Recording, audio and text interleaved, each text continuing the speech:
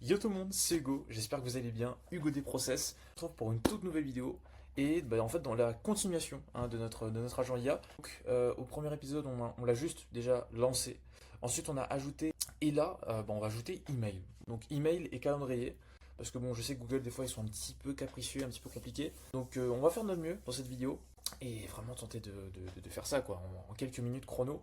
C'est parti. Hop, je vais juste décaler ça, pas mal de place quand même. Hop, vous voyez rien du coup, mais c'est le petit truc de Loom là. Voilà. Oh, le nombre d'onglets que j'ai ouvert, mais. Ah là là là là. Nickel. Écoutez, bon, déjà, je vais réduire ma tête parce que là, ouais. Ok, let's go. Par où commencer? Sincèrement, il y a pas mal de choses à faire, tout comme il y en a très peu, hein. Donc, déjà, je vais aller là-dedans, dans mon petit curseur, et je vais lui demander, tout naïvement, euh, dans arrobase communication tool, je souhaite que tu ajoutes une partie email avec la possibilité slash imap retrieve des emails et évidemment d'en envoyer tout ce dont tu auras besoin se trouvera arrobase settings amont.env et je te laisse ajouter ce dont tu as besoin. C'est y part. En attendant du coup moi la seule chose que j'aurai à faire là maintenant tout de suite c'est aller sur et directement récupérer mes identifiants. Donc écoutez, je fais ça et on se retrouve déjà pour le premier test pour vérifier si du premier coup on arrive déjà à lancer notre petit outil. Et dans tous les cas, de toute façon, tout que je vais développer au cours de ces vidéos sera disponible dans le serveur Discord. Donc si vous n'y êtes pas encore, je vous invite à y être. Tous les ressources que je vais créer au fil de ces vidéos seront là. Et dans tous les cas, si vraiment je vois que c'est trop complexe à mettre en place, je mettrai en place des petites vidéos qui vous expliquera comment prendre ça, l'implémenter chez vous, que ce soit pour le mettre dans votre agent IA, que ce soit pour peut-être faire une API avec. Dans tous les cas, l'idée c'est vraiment d'apporter le plus de valeur possible. Et si vraiment moi j'ai pas pu, je vous invite vraiment à discuter avec l'IA parce qu'aujourd'hui c'est un game changer pour pouvoir coder et créer de la valeur avec ses doigts. Donc on se retrouve. Bon, mais écoutez, tout m'a l'air d'être bon. Donc on va tester tout ça. Alors, pour tester ça, comment on va faire? On va faire déjà un CD. Ensuite, un petit source VNV slash activate pour activer l'environnement virtuel. Donc évidemment, ici, moi j'ai mis un nuance, un Python sui-m, un main.py. On va juste enlever ça. Je vais revoir. Et oui, là je viens de check ça et en fait il faut que je fasse ça. Boom. Quel est le problème? Alors, init dans settings apparemment. Non, ça c'est loin ça. Ouais. Ok, donc ça devrait être good. En fait, il y avait juste 2-3 conneries là que je devais modifier. Boom. Super, ça se lance. La seule chose que moi je devrais faire, c'est de faire. Nickel, j'ai trouvé la commande. Donc pour la commande, alors on va pas s'embêter, voilà. Mais là l'essentiel c'est de modifier le message. Alors modifions ce message. On va dire par exemple, envoie un email à chugui.maker@gmail et dis-lui le RDV de demain c'est ok. Avec l'API, je crois que c'est un truc bateau. Voilà, c'est bon, je l'ai retrouvé. Donc on appuie sur entrée. Ah, évidemment, sinon c'est pas drôle. Clear. CTRL C. Et là, je vais demander prends ça et donne-la moi en commande curl fonctionnel. Syntaxe. Parce qu'en vrai, là, c'est un peu le bordel. Clear. Email send action. Préparation, envoi email à destination. Donc en gros, c'est parce qu'il y avait une petite en gros, il mettait des trucs aléatoires au niveau des variables, quoi. Donc c'est pas. Et là, normalement, je dis bien normalement, ça devrait fonctionner. Je vais procéder à l'envoi de l'email. Est-ce qu'il a réalisé l'email? Je ne sais pas. Après, je vais rédiger un message avec le sujet. Je vais procéder à l'envoi de l'email. La seule KPI qu'il faut regarder, c'est ici. Est-ce qu'on a eu un email? Non, on n'a pas eu d'email. Why?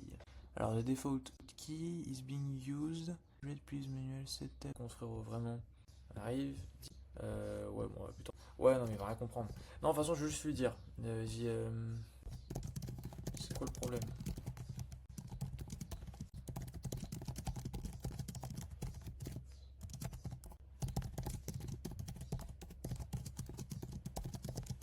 Bon, maintenant, voyons voir si effectivement. Allez, on veut un petit message de confirmation. Boum! Bah écoutez, voilà. Le rendez-vous est pris. C'est génial. Tac. Donc, c'est top. Ça fonctionne. Donc let's go. Maintenant. dans le Discord. C'est direct, c'est sans pitié. Maintenant, on va s'occuper de la partie. J'avoue, je sais pas trop comment je vais faire. De toute façon, moi, je suis connecté avec Google, donc je vais vraiment pas m'embêter pour le moment. Je vais aller sur ChatGPT, my friend. Je souhaite pouvoir gérer mon calendrier Google par API en Python. Regarde les dernières docs. Donne-moi l'action à suivre et pour ce qu'il y a à faire avant et après le code Python. Pour le code Python lui-même, créer une prompt pour mon développeur qui s'occupera de réaliser cette partie. Et donc là, j'aurai des docs, j'aurai un plan d'action pour pouvoir le faire hyper facile. Je vais juste le plug. Donc on va, voilà. En attendant qu'il fasse ça, en attendant qu'il réfléchisse, je vais aller là et je vais dire bon bah, désormais que l'on sait créer un outil de A à Z, je souhaite que tu mettes à jour, si nécessaire, le arrobase voilà, qui est une instruction étape par étape permettant de réaliser un outil. Donc on va voir, et comme ça au moins, juste à du coup prendre le nouveau create, donc l'instruction pour l'IA pour qu'elle puisse coder le tools. Ensuite je prends les docs donc de ChatGPT et ensuite je combine les deux dans un nouveau chat, ce qui fait que j'aurai du coup un nouvel outil ici qui du coup sera rempli et fonctionnel, j'espère, du premier. Donc plan d'action détaillé avant code. Donc de toute façon Google Cloud, ça je m'en doutais, c'est pas un problème. Google.cloud console, ouais. Donc vidéo scale. Non, attends, on va changer. Agent IA, un truc comme ça. IA perso.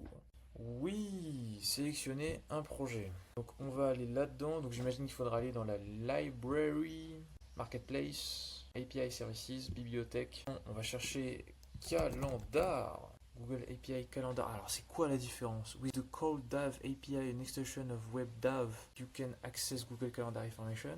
Google Calendar API can display, create, modify calendar. Moi, j'imagine que c'est ça, mais j'ai quand même vérifié avec ChatGPT. Créer un projet Google Cloud, activer l'API, Google Calendar API, évidemment. Même si à terme, d'ailleurs, attendez, j'ai fait mon serveur personnel, mon cloud, en fait, littéralement. Bon, évidemment, ça marche pas parce que c'est pas lancé. Mon cloud est là, c'est trop cool. C'est-à-dire qu'en fait, au lieu d'avoir mon Google Drive, en fait, j'ai un vieux PC que je l'ai transformé en serveur. Si vous voulez que j'en fasse une vidéo, ce serait marrant. Mais en gros, il y avait Windows dessus. J'ai fait un petit programme, genre un serveur Fast API, qui du coup modifie les fichiers en fonction des appels API que je fais, qui supprime, crée et tout ça. Avec une petite interface faite avec DeepSeek. Je ne paye plus Google Drive, c'est officiel. Bientôt, je vais plus payer iCloud aussi. Je vais faire mon propre iCloud. Je vais tout faire en vidéo maintenant. Donc, activer. Configurer l'écran de consentement. Donc ça, de toute façon, on a l'habitude avec Google qui est un peu dessus, on va pas se mentir. Oui, bon, crédit identifiant, ne t'en fais pas, ça va bien. Donc là, on va partir sur agent personnel. Ah ouais, j'ai mis perso. Regardez, c'est comme ça. Email, le mien. Bon, de toute façon, j'ai pas le choix. Externe, coordonnées, continuer, créer. On enchaîne avec boom, type d'application web. Agent IA perso, voilà. Alors là-dessus, je crois qu'il faut... Non, il n'y a rien à mettre. Peut-être qu'il faudra rajouter localhost, je ne suis pas sûr. Mais bon, de toute façon, on va voir ça. Je peux créer et mon identifiant, c'est...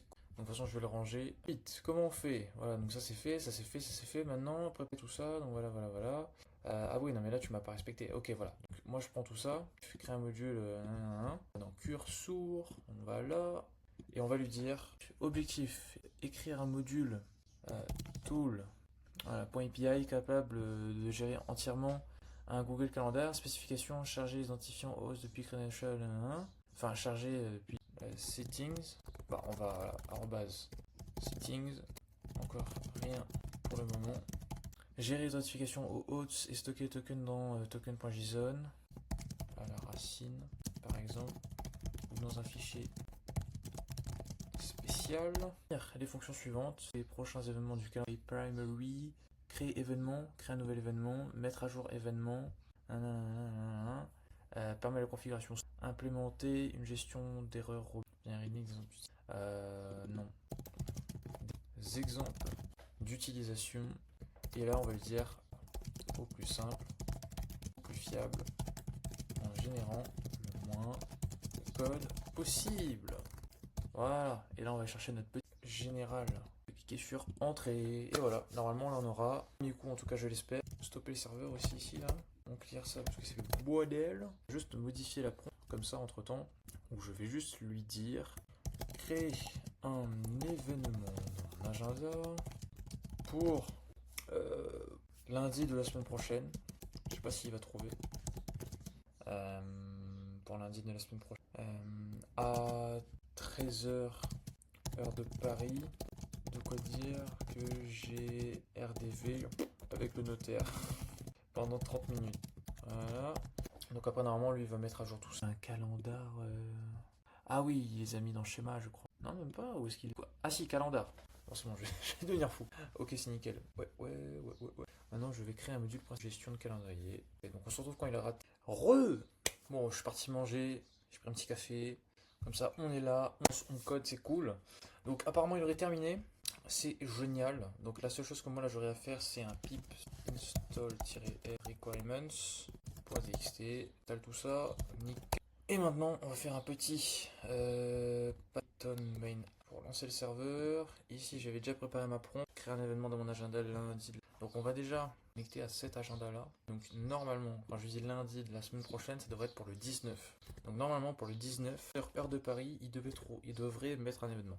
Donc, on va voir ça. Mais pas drôle. Hop, clear. Et on va refaire comme tout à l'heure. Parce que je sais pas pourquoi. Écoute, on va email, SMTP. Ouais, non. Commande cœur là. Avec ça, donc on supprime tout. C'est Tipar. Je crois que je ne l'ai pas encore ajouté dans les outils. Donc c'est normal que ça fonctionne pas. Si vous avez besoin d'aide pour votre agenda spécifique, n'hésitez pas. Alors attends, il l'a fait là? Je ne suis pas encore en mesure d'interagir directement. C'est normal. Donc j'active ça et on se retrouve. C'est parti, faisons le. Ah, je ne peux pas directement créer d'événements dans ton calendrier personnel ou des logiciels d'agenda. Cependant, je peux te guider à le faire manuellement. Non, mais il y a un souci. There is a souci. On va voir d'enregistrer par exemple. Donc en vrai, il y a deux choses que je vois. Je pense que principalement que c'est à cause. Donc on va vraiment modifier tout ça. Alors, donc il me parlait de OAuth 2, de quelques trucs. Bon, de toute façon, on va pas que je mette pas. Alors j'ai normalement compris le problème. Pour pouvoir utiliser l'agent, je me dois de me connecter au moins une fois manuellement. Et pour cela, il faut créer un petit fichier Python test qui me permettra d'accéder à l'écran OAuth, puis de me connecter avec mon compte Google pour tester. Réalise ce petit fichier à la racine AI-agent. Le temps qu'il fait ça, nous on va s'ajouter en tant que développeur. Donc normalement pour ça, ouais. Limite d'accès, API service, identifiant, peut-être client. Ouais. Donc là je vais m'ajouter encore. Nickel. Donc là, hop, là, d'accord, ok. Donc après là il va me dire voilà, maintenant vous acheter ma grosse tête. Un nouveau truc. On fait ça comme d'habitude. Voilà. Et là cette fois-ci j'ai pas mis. Ah oui parce que je suis pas. CD agent. Je vais faire un petit Python qui doit être, readme calendar media calendar. Donc là j'enlève le point 3 install Google. Ah mais je crois que j'avais pas encore installé tout ça Google. De toute façon on va tester un par un. Ah bah il les a pas installés en fait. Dependency resolver. Et le dernier. Bon, tout est installé normalement. Erreur, fichier de credentials introuvable. Vous devez d'abord télécharger le fichier credentials JSON et le placer à la racine du pro. Ok, let's go. Bon, me demandez pas par quel miracle. Mais c'est bon, du coup, ça arrive. Donc, continuez. Boom, the notification completed. Oh, vraiment, je dis n'importe quoi, je suis fatigué. Ok, let's go. Donc, token, notification générée dans token.json. Et donc là, on a notre token.json ici qui nous permettra de nous connecter à chaque fois. Bah maintenant, je vais juste donner ça à l'agent IA et puis on reteste. Ça serait fonctionnel. Et donc, on va aller là. Créer un événement dans mon agenda pour lundi. Est-ce qu'il va réussir? Je vais maintenant créer l'événement. Pour créer l'événement, je vais calculer la date dans notre agenda. Et messieurs, alors est-ce qu'il y a... Je n'en vois pas spécialement. Je vais maintenant mettre à jour. Donc... Alors je crois qu'il y a eu un bug. Pour créer cet événement, je vais calculer la date de lundi, la semaine de créer l'événement avec l'idée. Aujourd'hui étant le 15 octobre 2023. Attends, mais il est sérieux là? Bah attends, bah on est le 15 octobre 2023. On va aller dans sa logique, hein. Parce qu'après on va peut-être ajouter un outil pour calculer la date. Si on est l'octobre 2023. 15 octobre 2023, lundi de la semaine prochaine, donc normalement le 16. Est-ce que le 16 il y a un événement? Est-ce que le 23 il y a un événement? Non plus. Bon, bah, je sais pas vraiment ce qu'il a fait. Bon, de toute façon, on va lui montrer tout ça. Ouais. Nous sommes en mai. Tiens.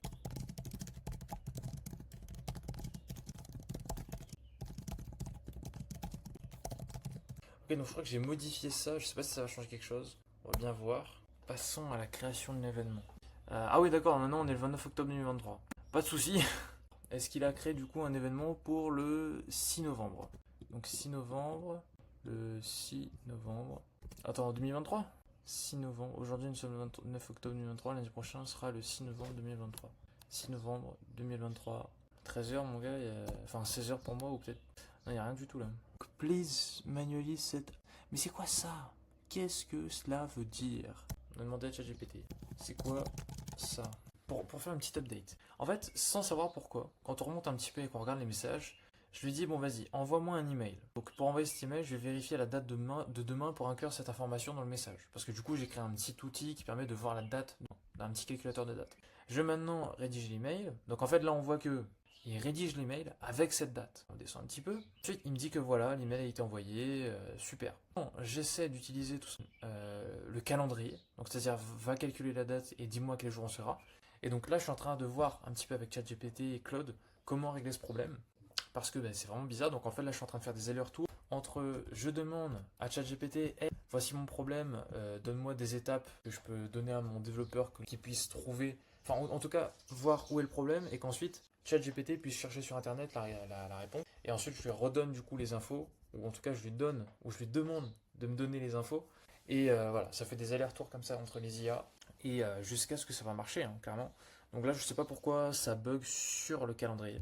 C'est assez spécial. De toute façon, on va checker. Je crois qu'après près de 1h30, 2 heures de debugging, on arrive au bout. Attention, j'ai très hâte de faire la fin avec vous.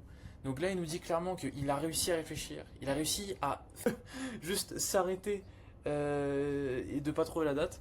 Donc il continue, c'est bien, très très bien, je suis fier de toi mon IA.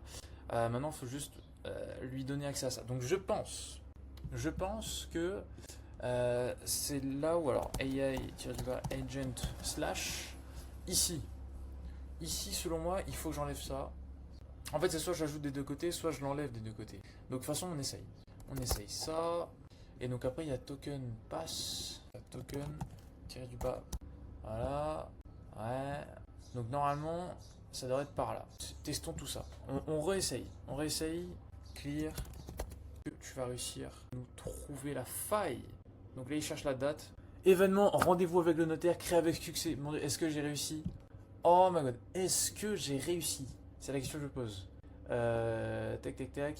Calendar. Donc normalement, j'ai mis pour lundi. Donc lundi, actuellement, bon, bref, on est mardi. Attends, je l'affiche ici. Donc mardi de la semaine prochaine. Oh my god, on est les meilleurs. C'est bon, c'est officiel, on est trop fort. Bon, après, je lui ai dit de mettre 13h heure de Paris. 13h heure de Paris, donc 15h de la Réunion. Let's go! Regarde-moi encore à chaque vidéo. J'ai envie de pleurer. Non, c'est juste, je suis creux. Je crois que j'ai fait 3 looms pour cette vidéo. On va déroger tout ça proprement. Et puis en tout cas, je vous remercie d'avoir regardé la vidéo. Comme d'habitude, je vous mets le serveur Discord en description. Comme ça, on peut échanger, on peut s'apporter de la valeur. Entre temps, pendant que les vidéos se dérogent sur mon petit serveur, je vais mettre à jour le Discord en ajoutant du coup le template agent IA, cette fois-ci fonctionnel. Aussi mettre à jour un petit peu le dérusher parce que je l'ai un peu modifié. Enfin bref, voilà, 2-3 conneries. Et voilà, créons de la valeur, encore et toujours. Et puis écoutez, on se dit à très bientôt. C'était un plaisir, c'était Hugo.